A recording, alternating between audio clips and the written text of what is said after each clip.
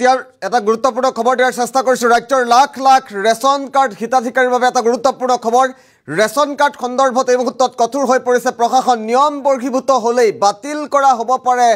ration card সন্দৰ্ভত কেবেটাও বিশেষ তথ্য এই মুহূৰ্তত আহি পৰিছে কিয় ৰেচন কাৰ্ডক লৈ নতুন নিয়ম আহিছে ৰেচন কাৰ্ড সন্দৰ্ভত কি বিশেষ নিৰ্দেশনা জাৰি কৰা হৈছে প্ৰশাসনৰ তৰফৰ পৰা এই মুহূৰ্তত জনাৰ চেষ্টা কৰে এটা গুৰুত্বপূৰ্ণ খবৰ ৰাজ্যৰ লাখ লাখ ৰেচন কাৰ্ড হিতাধিকাৰীলৈ এটা ডাঙৰ খবৰ এই মুহূৰ্তত ঘৰে ঘৰে গৈ পৰীক্ষা কৰা হ'ব ৰেচন কাৰ্ড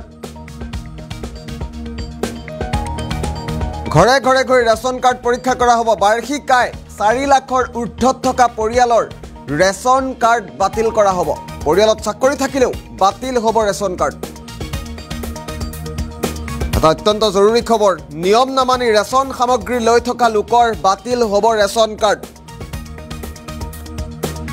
4 লাখ বাৰ্ষিক আয়ৰ ঊৰ্ধ্বৰ লোকে স্বইচ্ছাই ৰেচন কাৰ্ড জমা দিবলৈ আহ্বান জনোৱা হৈছে প্ৰশাসনৰ তৰফৰ পৰা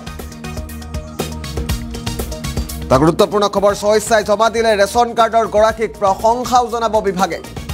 পুনৰবাৰ উল্লেখ কৰিব বিচাৰিছো ৰাজ্যৰ লাখ লাখ ৰেচন কাৰ্ড হিতাধিকাৰীৰ বাবে এটা অত্যন্ত জৰুৰী খবৰ যদি আপুনি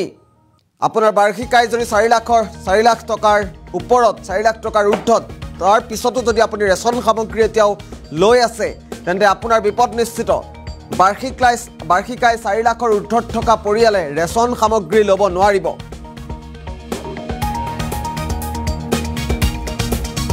প্ৰশাসনৰ তৰফৰ পৰা গুৰুত্বপূৰ্ণ কথা জনোৱা হৈছে ঘৰে ঘৰে গৈ পৰীক্ষা কৰা হ'ব ৰেচন কাৰ্ড নিয়ম বৰ্হিভূত হলেই লগে লগে বাতিল হ'ব ৰেচন কাৰ্ড গুৰুত্বপূৰ্ণ নিৰ্দেশনা এই মুহূৰ্তত আহি পৰিছে আমি নিৰ্দেশনা পত্ৰখন এই মুহূৰ্তত দেখুৱাই থকাৰ চেষ্টা কৰিছো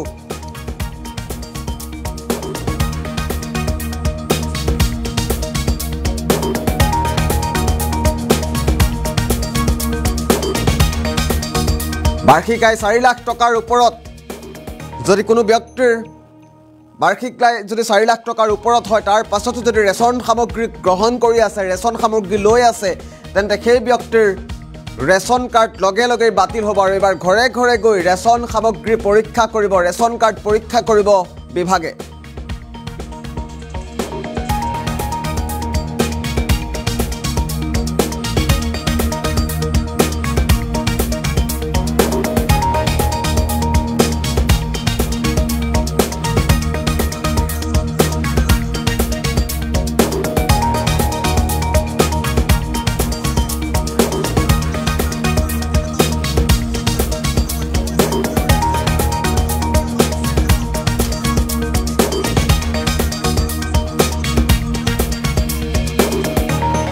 আমি ইতিমধ্যে উল্লেখ কৰিছো যেহেতু ঘৰে ঘৰে গৈ ৰেচন কাৰ্ড পৰীক্ষা কৰিব এবাৰ বিভাগে স্বইচ্ছাই জমা দিলে ৰেচন কাৰ্ডৰ গৰাকীক প্ৰশংসাও জনাব বিভাগে 4 লাখ বাৰ্ষিক আয়ৰ ওপৰত যদি কোনো ব্যক্তিয়ে ৰেচন সামগ্ৰী লৈ আছে এতিয়াও সেই ব্যক্তিক ৰেচন কাৰ্ড লগে লগে বাতিল কৰা হ'ব এই কথা জনাইছে প্ৰশাসনৰ তৰফৰ পৰা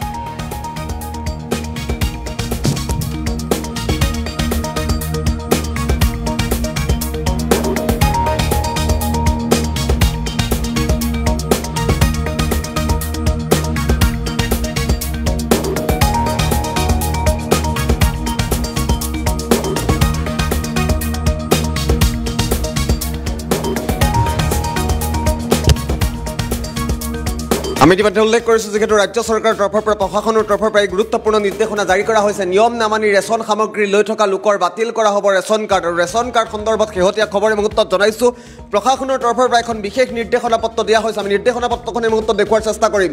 স্বইচ্ছাই ৰেচন কাৰ্ড জমা দিবলৈ আহ্বান জনোৱা হৈছে ইয়াত উল্লেখ কৰিছে অসম চৰকাৰৰ তৰফৰ পৰা ৰাজ্য চৰকাৰৰ তৰফৰ পৰা জিলা আয়ুক্ত কাৰ্যালয় হোজাই খাদ্য ৰাজহুৱা বিতৰণ আৰু গ্ৰাহক পৰিক্ৰমা বিভাগৰ তৰফৰ পৰা এখন বিশেষ নিৰ্দেশনা পত্ৰ জাৰি কৰা হৈছে ইয়াৰ দ্বাৰা হোজাই জিলাৰ ৰাষ্ট্ৰীয় খাদ্য সুৰক্ষা আইন 2013ৰ অধীনত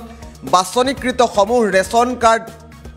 ধাৰীক অৰ্থাৎ ৰেচন কাৰ্ডৰ হিতাধিকাৰীক জনোৱা হয় যে যিকোনো বৃত্তিত নিয়োজিত লোকৰ পৰিয়ালৰ বাৰ্ষিক আয় যদি 4 লাখ টকাৰ ঊৰ্ধ্বত হয় যদি 4 লাখতকৈ বেছি হয় তেন্তে ব্যক্তি বা পৰিয়ালৰ ৰাষ্ট্ৰীয় খাদ্য সুৰক্ষা আইনৰ অধীনৰ হিতাধিকাৰী হিচাপে নিৰ্বাচিত কৰা নহ'ব বিধান নাই বুলি উল্লেখ কৰিছে হেহে কোনো ব্যক্তি বা পৰিয়ালে যদি বছৰি আয় 4 লাখ টকাৰ ঊৰ্ধ্বত থাকি ৰাষ্ট্ৰীয় খাদ্য সুৰক্ষা আইনৰ অধীনত ৰেচন কাৰ্ড প্ৰাপ্ত হৈ আছে তেনে ব্যক্তি বা পৰিয়ালক উক্ত ৰেচন কাৰ্ডখন খাদ্য ৰাজহুৱা বিতৰণ আৰু গ্ৰাহক পৰিক্ৰমা বিভাগ হোজাই কাৰ্যালয়ত স্বইচ্ছাই জমা দিবলৈ অনুৰোধ জনাইছে স্বইচ্ছাই জমা দিয়া ৰেচন কাৰ্ডৰ হিতাধিকাৰীক প্ৰশংসা পত্ৰও প্ৰদান কৰা হ'ব এয়া খাদ্য ৰাজহুৱা বিতৰণ আৰু গ্ৰাহক পৰিক্ৰমা বিভাগৰ তৰফৰ পৰা গুৰুত্বপূৰ্ণ জাননীখন জাৰি কৰা হৈছে নিৰ্দেশনা পত্ৰখন জাৰি কৰা হৈছে আমি ইতিমধ্যে উল্লেখ কৰিছোঁ সহ সঞ্চালক খাদ্য বিতৰণ আৰু গ্ৰাহক পৰিক্ৰমা বিভাগ হোজাইৰ তৰফৰ পৰা গুৰুত্বপূৰ্ণ নিৰ্দেশনাখন জাৰি কৰা হৈছে নিৰ্দেশনা পত্ৰখন জাৰি কৰা হৈছে আমি ইতিমধ্যে উল্লেখ কৰিছোঁ আৰু ইয়াত স্পষ্টকৈ উল্লেখ কৰিছে আমি পুনৰবাৰ কি উল্লেখ কৰিছে পুনৰবাৰ দেখুৱাৰ চেষ্টা কৰিম জিলা আয়ুক্ত কাৰ্যালয় হোজাই খাদ্য ৰাজহুৱা বিতৰণ আৰু গ্ৰাহক পৰিক্ৰমা বিভাগৰ তৰফৰ পৰা গুৰুত্বপূৰ্ণ নিৰ্দেশনাখন জাৰি কৰা হৈছে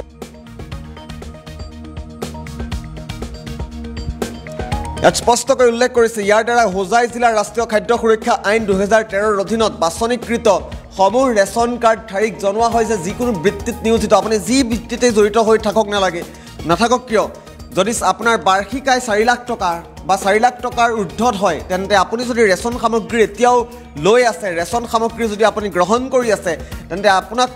ৰেচন কাৰ্ডখন জমা দিবৰ বাবে অনুৰোধ জনাইছে যদি সেই ৰেচন কাৰ্ডখন আপুনি জমা নিদিয়ে তেন্তে আপোনাৰ বিৰুদ্ধে বিভাগীয় ব্যৱস্থা হয়তো গ্ৰহণ কৰা হ'ব আৰু যদি আপুনি স্বইচ্ছাই গৈ ৰেচন কাৰ্ডখন জমা দিয়ে তেন্তে আপোনাক প্ৰশংসা পত্ৰও প্ৰদান কৰা হ'ব প্ৰশংসা জ্ঞাপন কৰা হ'ব প্ৰশংসা জনোৱা হ'ব এয়া খাদ্য ৰাজহুৱা বিতৰণ আৰু গ্ৰাহক পৰিক্ৰমা বিভাগৰ তৰফৰ পৰা জনোৱা হৈছে এই মুহূৰ্তত আমি ৰেচন কাৰ্ড সন্দৰ্ভত কেইবাটা নতুন খবৰ আহি পৰিছে আমি জনোৱাৰ চেষ্টা কৰিম আমি ফুল প্লেটত জনাম কি নতুন খবৰ আহিছে ৰেচন কাৰ্ড সন্দৰ্ভত পৰিয়ালত চাকৰি থাকিলেও বাতিল কৰা হ'ব ৰেচন কাৰ্ডখন